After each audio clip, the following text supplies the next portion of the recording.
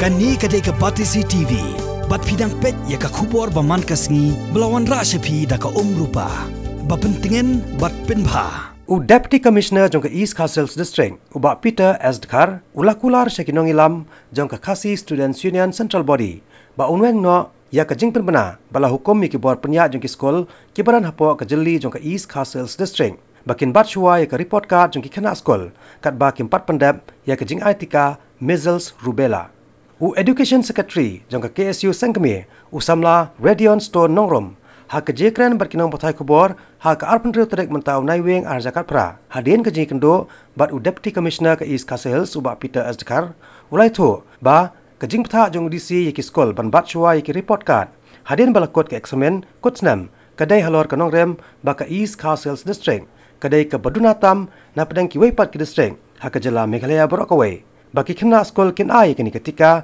bala pentrekam dak kenat ke kot kikia jong ke sarkar pedang hakari India hi Borokawai. Ngelawan ni kedua yo Deputy Commissioner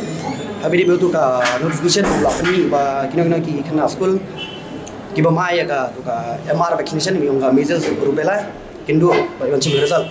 Dan nak liang jungi apa ye la yo ekran bisi dan nak liang dulu lah insya Allah tengah district jungi kadang guna habis dia ni ka vaccination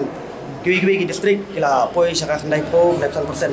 te nak liang ju kadang ban mula poi tu target ba kidan la ka jong komiti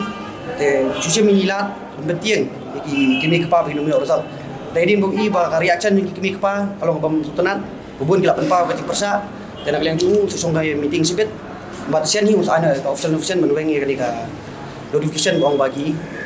kena bam sim la ayo tu ka MR vaccination kedua ka result am sulong ba nak liang ju ha pangila kedin uru bang tang ban trigger up mar uru ha ai ka report support ka komiti bede bagani dan kalian ju ni bagi kimi kepa kim sutenat kali te long hap ai ka report mar kali all India campaign pi kali ka sikit jing pa yo dikip jing imdi ki health expert ma kalau rum je keren baru bang kali ka jela ka ba khatsau la ne khatsan apa not east ru Nagaland Mizoram Arunachal gile kali vaccination semua teman long beri long immune ni